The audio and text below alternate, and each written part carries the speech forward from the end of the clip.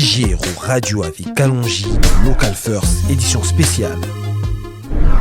Sigero Radio avec Kalonji dans Local First, édition spéciale. Sigero Radio avec Kalonji dans Local First. Parle-nous de ton petit parcours. Le parcours de Mandela, c'est un peu... c'est pas facile à expliquer. Fait que quand on vient avec Mandela, c'est à peu près la spiritualité. Fait que le but, c'est de juste trouver une balance avec l'humain, le côté spirituel, le cerveau, juste avec tes chakras, avec ouvrir l'esprit, ouvrir le soi pour bien se comprendre puis bien se guérir. Fait que c'est de trouver les outils puis de travailler ces bons outils-là pour trouver la balance, la paix en réalité. Est-ce que tu es né comme ça, directement avec cette spiritualité, c'est venu à toi? Ou en grandissant, tu étais comme tout le monde, normal, j'allais de Big Mac, McDo, cinéma. Est-ce que c'était toujours comme ça? Ça a toujours été comme ça dans ton enfance? Ou bien il y a eu un moment, paf, il y a eu un déclic et tu t'es lancé dedans? C'est un mélange de les deux. Fait que j'ai toujours eu le côté spirituel. Fait que j'ai toujours vu qu'est-ce que les gens ne voient pas. J'ai toujours ressenti un petit peu plus profondément. Mais ça a toujours été caché à cause que j'ai été élevée dans une famille avec beaucoup de santé mentale, puis élevée dans le système. J'avais peur d'en parler, j'avais peur, je comprenais pas, puis je voulais pas être classifiée, avoir une santé mentale. Alors, je m'ai cachée. Mais une fois que ça l'a sorti, après que avec mon ex-mari, juste avant la séparation, ça a déclenché à l'intérieur de moi. Puis ça fait 9 ans de ça maintenant. Puis je travaille à ça tous les jours là, pour m'améliorer. Est-ce que c'est dur d'accepter ça, d'accepter cette voie spirituelle? Comme quand c'est venu à toi, qu'est-ce qui s'est passé? Alors dis-nous un peu qu'est-ce qui s'est passé à ce moment-là? La première initiative, c'était c'est ça, je suis malade. Je suis schizophrénie ou bipolaire. C'est sûr, parce que moi, je suis un clairsentient. Ça veut dire que je ressens l'énergie. Fait que mes émotions viennent facilement débasculer. Comme, mettons, vous sentez triste en ce moment, puis je vous ramasse, mais je voudrais pleurer. Fait que mes émotions étaient un petit peu partout, mes sentiments étaient partout. Fait que c'est sûr que je me croyais malade. Et il y a eu une personne dans ta famille ou un guide ou une personne qui pouvait t'orienter, te dire non, tu vois ce que tu ressens, non? Non, malheureusement, moi, je suis qu'est-ce que tu es, what is known as self-taught. Fait que moi, j'ai pris ce que j'attendais puis je le pratiquais. Fait que la première affaire que j'ai fait quand j'ai commencé à voir qu'il y avait quelque chose de surplus, je m'étais abonnée à des sites puis je prenais des photos de les étrangers, puis j'écrivais tout ce que je voyais, qu'est-ce que j'entends, qu'est-ce que je ressentais, puis je les envoyais aux gens. Fait que les gens répondaient toujours oui, exactement. Fait que c'était des gens vivants, des gens décédés, puis toutes mes réponses étaient bien, mais pour moi, le but principal, c'était au début de prouver que c'était faux. Fait qu'après avoir des centaines, puis j'étais comme, puis tout était toujours 100% vrai, éventuellement, j'ai juste accepté. Puis commencer à travailler avec mes guides de comment le travailler. Fait que c'était beaucoup de trial and error. OK. Donc, on va un peu voilà. Alors, maintenant que tu dis que tu es clairsentient, qu'est-ce que tu ressens là, par exemple, là? Là, en ce moment, c'est un mélange parce que je suis quand même humaine, mais je ressens ton excitement. Je peux ressentir comme ça gigote, comme sur le haut de mon corps. Fait que, mais j'essaie de me garder balancée. Fait que, qui est un défi quand que tu es ce que je suis, c'est toujours de travailler la balance de qu'est-ce que l'autre en avant de toi ressent et qu'est-ce que tu ressens toi-même. Donc, en fait, pour expliquer un peu aux téléspectateurs et aux auditeurs, donc, elle ressent des choses, mais elle essaie de rester dans sa place puisque elle est dans l'interview, donc elle essaie de rester. Et c'est pas tout le temps qu'elle fait des interviews, donc il faut la comprendre. Justement, elle essaie de rester dans sa place. Mais tu ressens quand même des choses quand tu viens dans cette atmosphère. Tu sens des choses. Oui. Est-ce que c'est plutôt négatif, positif? Ça dépend de l'énergie. Fait que pour moi, il n'y a pas de positif ou négatif. Ouais. J'essaie d'éliminer ce mot de mon vocabulaire. Puis j'essaie de juste comprendre que c'est une expérience. OK. Fait que si quelqu'un a eu une expérience dans un endroit, c'est sûr que je vais le ressentir. Mais lorsque c'était arrivé la première fois que tu ressentais en fait ces énergies-là, au départ, tu ressentais peut-être des émotions parfois qui te faisaient pleurer, comme tu disais, ou des mal de tête, ou des voilà. C'est difficile. Très difficile. Alors comment tu as fait pour quand même, je peux dire surmonter tout ça? Ça a pris beaucoup d'années.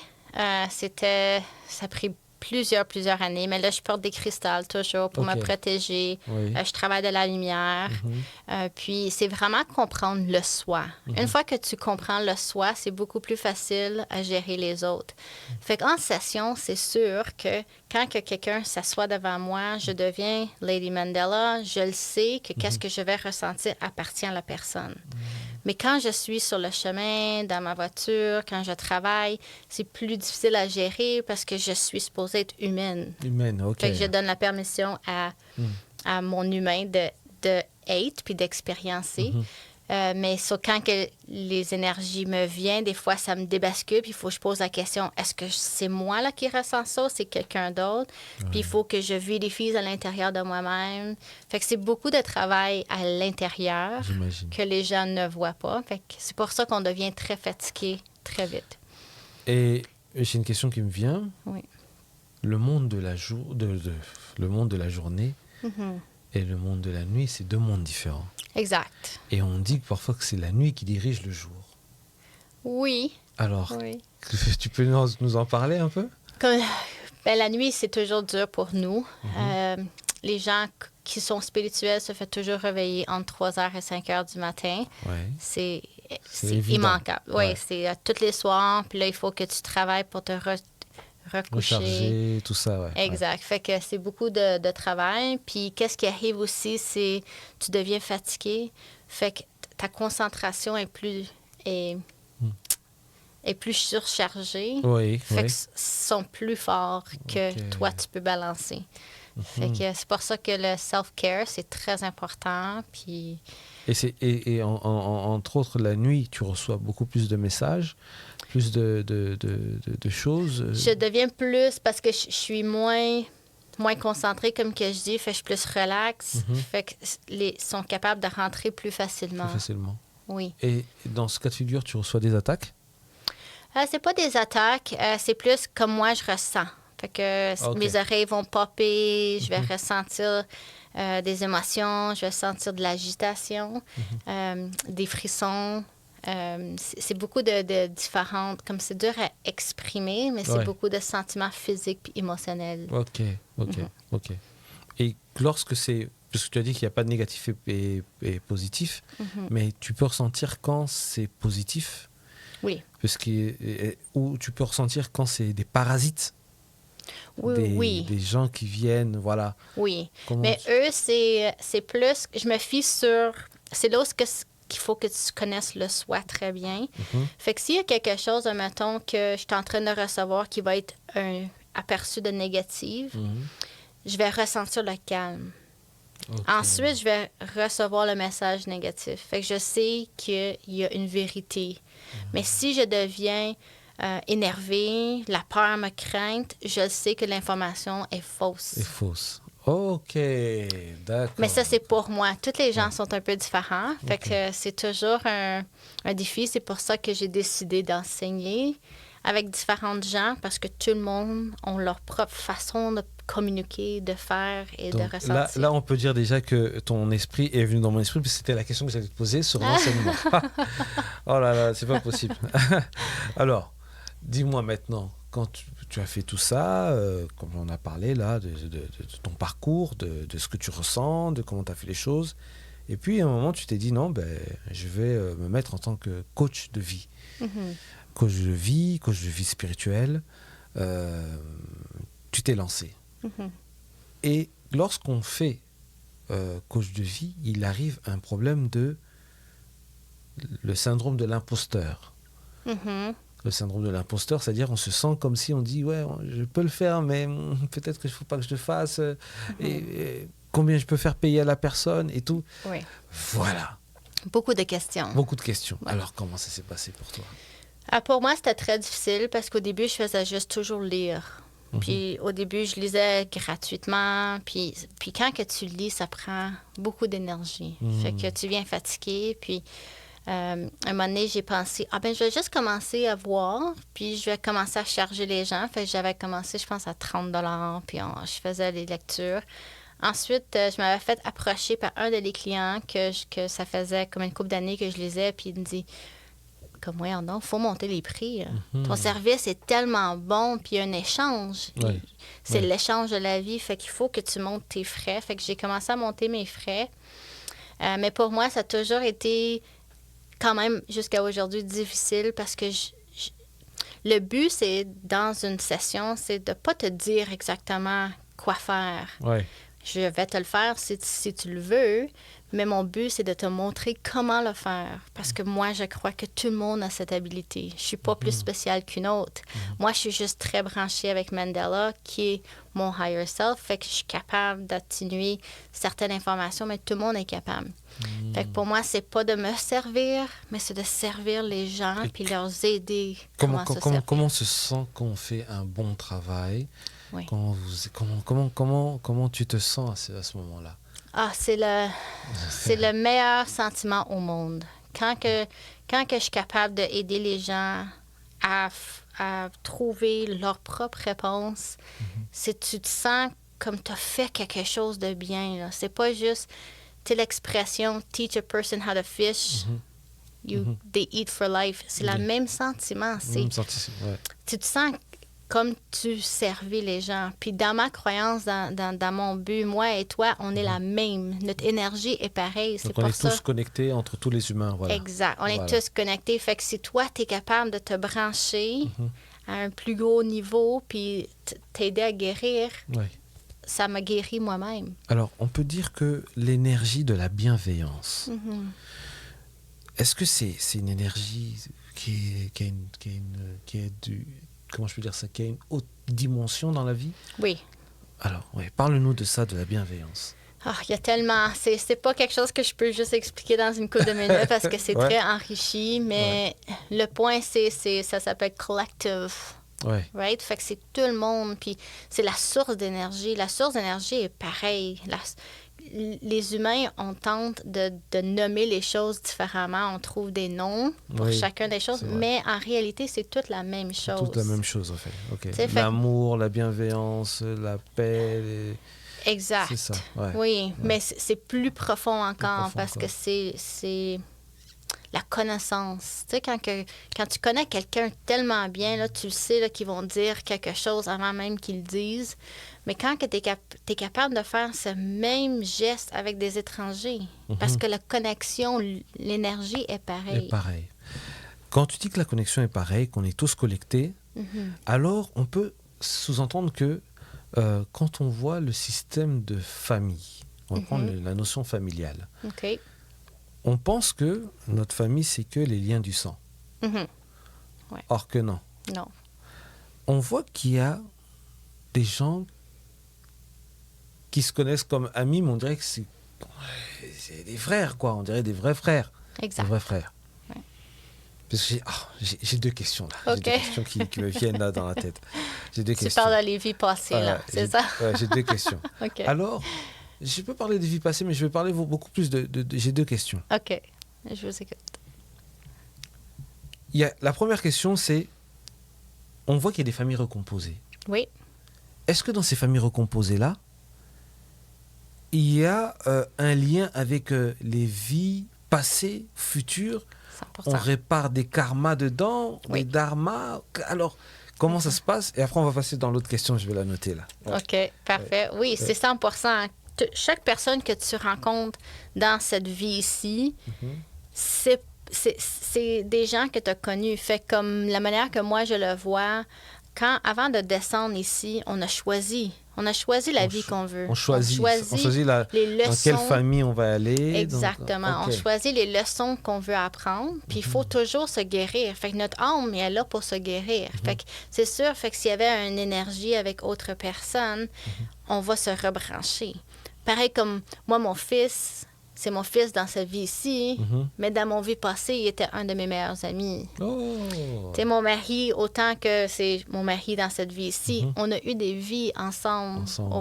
Puis beaucoup de nos problèmes qu'on gère dans cette vie ici ressemblent à la vie passée. Donc, on revient, en fait, pour réparer les erreurs passées, en fait. Pour s'améliorer. C'est juste l'évolution. Alors, c'est pas une erreur tant que telle, c'est juste évoluer. C'est apprendre. On vient ici pour apprendre. C'est-à-dire que les couples qui divorcent, qui ne s'entendent pas, n'ont pas compris certaines choses. Exact. Ou sont supposés de juste être ensemble pour une petite durée pour apprendre qu'est-ce qu'ils auraient dû apprendre avant de faire leur séparation. Tout arrive pour une raison. Il n'y a rien qui vient comme ça. Est-ce que vous ne pensez pas que cette manière de voir les choses doit être exprimée dans les hautes instances? C'est-à-dire que, est-ce qu'on ne devrait pas maintenant collectivement penser de cette manière-là? Ça éviterait pas mal de problèmes. 100%. Oui, moi, ça m'aide. À chaque fois que j'ai une relation qui lâche ou une amitié qui brise ou je me fais un changement d'emploi, n'importe quoi qu'il y ait, ça m'arrive toujours à me rebalancer pour dire, OK, il y a une raison. Il y a une raison pour ça. Puis j'apprécie qu'est-ce que j'ai. J'essaie de répondre ou j'essaie de filtrer en travers de la leçon que je me suis fait mettre, mais je me sens en paix. Wow. Right? Fait que 100% oui, pour répondre à ta question. Tu réponds très bien. OK. Je suis très content, très heureux. OK, good. Alors, il peut arriver que dans des familles, on voit souvent ça dans les télévisions, on voit des stars, par exemple, qui évoluent. Dès qu'ils évoluent, eh ben le reste de sa famille ne s'entend plus avec lui. Et ce reste-là, parfois, il s'allie avec d'autres personnes pour faire du mal. Est-ce qu'on peut dire que là, énergétiquement, on peut avoir une famille qui est dans le mal et la personne qui est dans la famille qui s'entend bien, s'entend avec d'autres personnes mais qui sont dans le bien? Oui. Est-ce que dans les termes énergétiques ou dans le terme spirituel, on peut concevoir qu'il y a la famille du mal et la famille du bien? Encore là, c'est pas mal ou bien. Ça dépend de la vibration que tu donnes. Fait que tout fonctionne en vibration.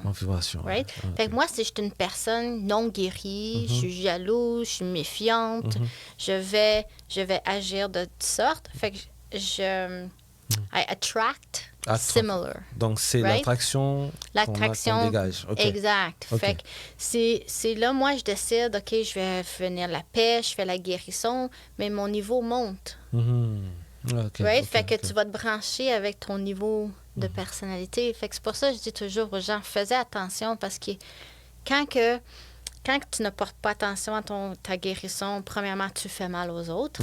Et deuxièmement, tu fais mal à toi parce que tu apportes la même chose.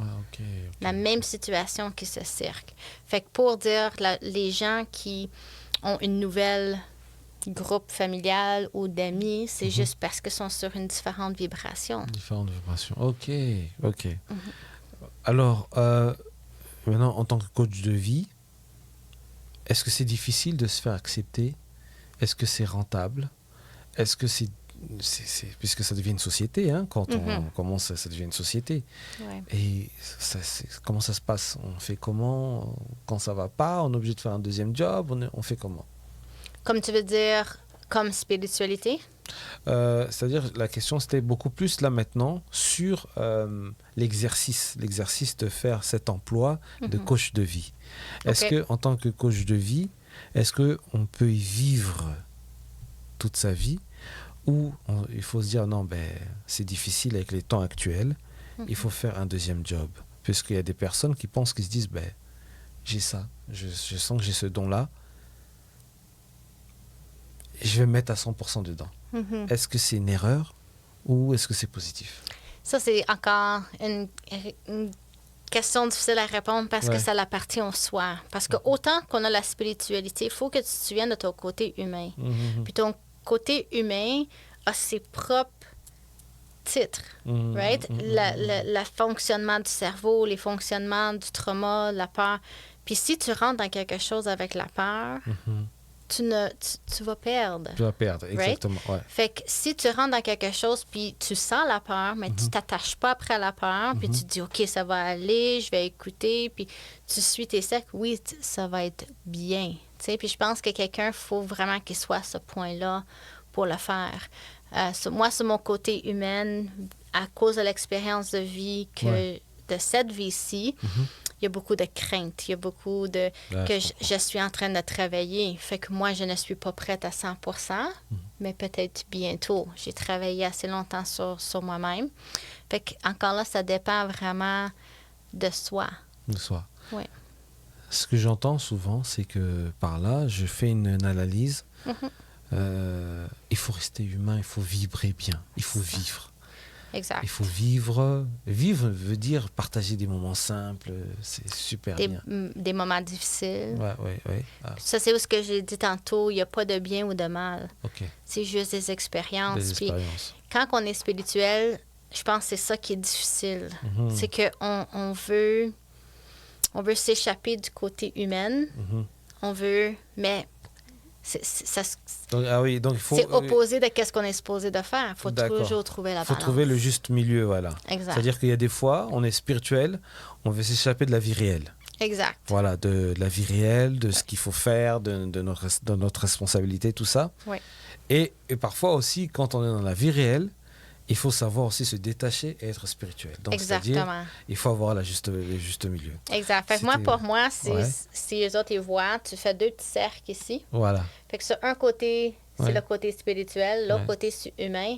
Toi, ton but, c'est d'être dans le milieu, dans le petit espace. D'accord. C'est de balancer les deux, te souvenir que tu es un homme ici pour avoir une expérience, puis que c'est important de rester dans ton expérience sans t'attacher, juste observer. Observer, parce que souvent, je pense que les gens, c'est ça qu'on perd.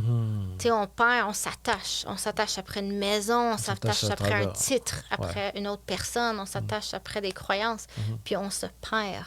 On se perd, Fait que c'est juste de se garder, observer. Juste observer, analyser, et parfois il y a des portes qui s'ouvrent encore mieux. 100%. Il y a encore d'autres choses qui s'ouvrent mieux, donc la positivité, c'est vraiment important. Lady Mandela, j'ai apprécié. J'ai même plus envie d'arrêter, j'ai envie de continuer encore. J'ai envie de continuer. Chers téléspectateurs, nous allons encore la recevoir encore ici. On parlera de d'autres sujets. C'était sa première fois. Il fallait la laisser un peu voir. Vous savez que les gens spirituels ne font pas les choses par hasard. Avant qu'ils viennent quelque part, il faut qu'ils ressentent si c'est le bon moment ou pas. Donc, nous avons dû patienter pour cela. Mais je pense que maintenant, dans quelques temps, on étudiera sur certains sujets. Ce qu'il y a à retenir dans cette émission, c'est faut prendre les choses comme des expériences de vie. Tous les chocs qui arrivent pour une raison. Il faut les prendre pour une expérience de vie. C'est ça que j'ai dit? C'est bien dit. 100%. Voilà. En tout cas, Lady Mandela, merci. Merci à vous. Ouais, merci, j'ai vraiment apprécié. Je suis très content. Moi aussi, merci. Voilà, un petit bye-bye pour les gens de la CGRO. Voilà. Un contact, un Facebook, pour que les gens puissent te contacter, aussi jamais. Tu peux oui, vous pouvez me trouver sur Facebook, en dessous de Mandela Spiritual Holistic Care. Puis je suis sur Google aussi. Ouais. Mes services sont offerts ici en Brun, Castleman, Limoges, Chrysler. Je serve beaucoup de gens à l'extérieur aussi. Beaucoup de ma clientèle vient de New York. Fait que je donne mon service virtuel. Et vous donnez dans les 2 langues? Oui, dans les 2 langues. Voilà. Super, super. Merci, à la prochaine fois. Merci beaucoup. Bye.